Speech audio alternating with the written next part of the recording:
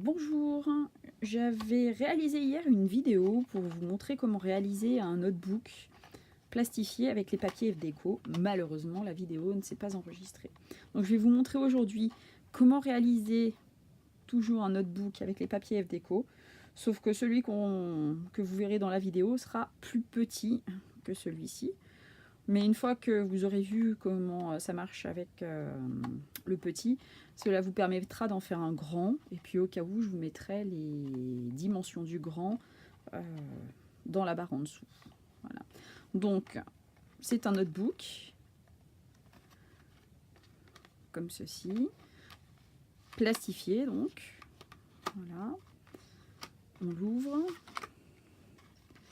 À l'intérieur, il y a un système de 3 élastiques qui permettent de glisser 3 carnets au minimum, sachant qu'après, avec un système un peu plus élaboré d'élastiques, on pourrait en rajouter bien plus. Donc il y a de la place pour mettre une belle épaisseur de carnet. Les carnets, donc je l'avais réalisé hier avec une feuille 20 par 20 de la même collection de papier, ainsi que des papiers de récupération de chez Emmaüs.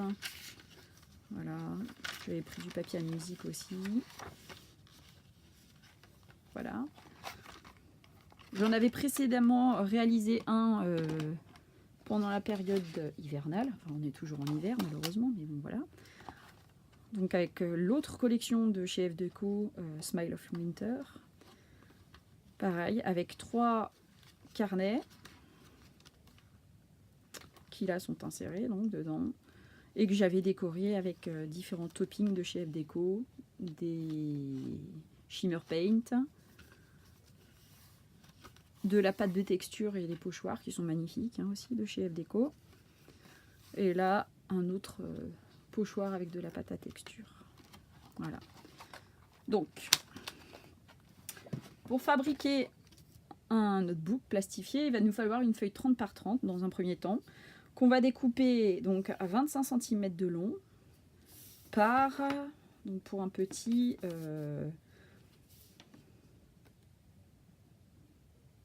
10 cm et quelques de large.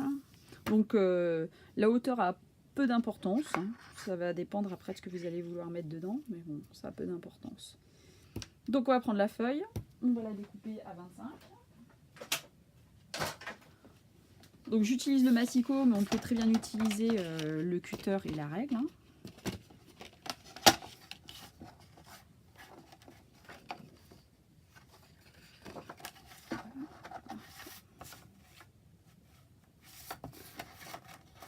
Je mets plutôt dans ce sens-là.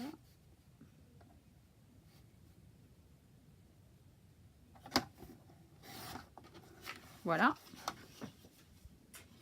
Une fois que j'ai découpé mon papier à 25 cm de large, je ne range pas le massicot parce que je vais venir faire des plis. Donc un pli qui va être au milieu de cette largeur, donc à 12,5. Et puis ensuite, on fera 2 autres plis qui seront situés à gauche et à droite du pli central et qui seront situés à 1/2 inch de ce pli central, ce qui correspond à 1,3 cm en centimètres.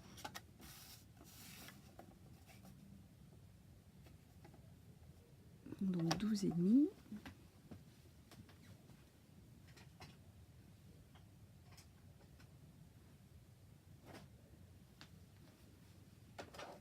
Voilà. Alors, je prends mon plioir et je plie une fois, 2 fois à 12,5.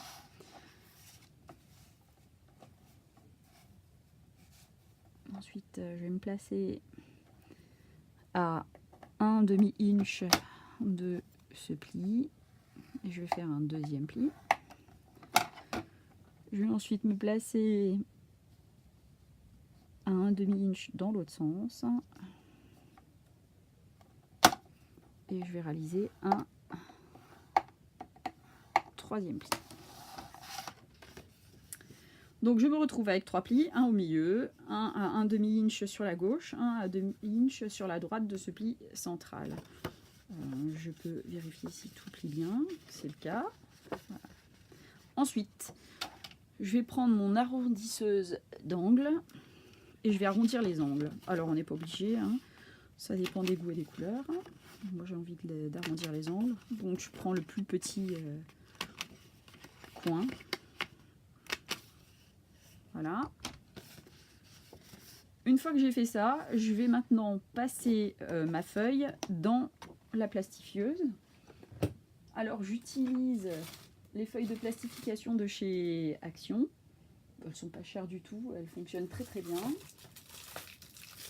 Voilà. Donc je vais plastifier et je reviens après vers vous.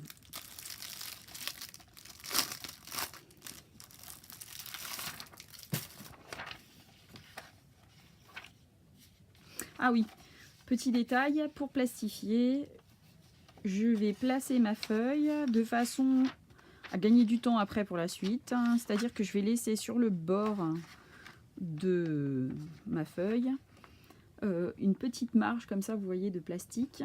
Je ne vais pas me coller directement au bord. Une petite marge de plastique qui sera à peu près l'équivalent de la marge de plastique qu'on a ici au bout.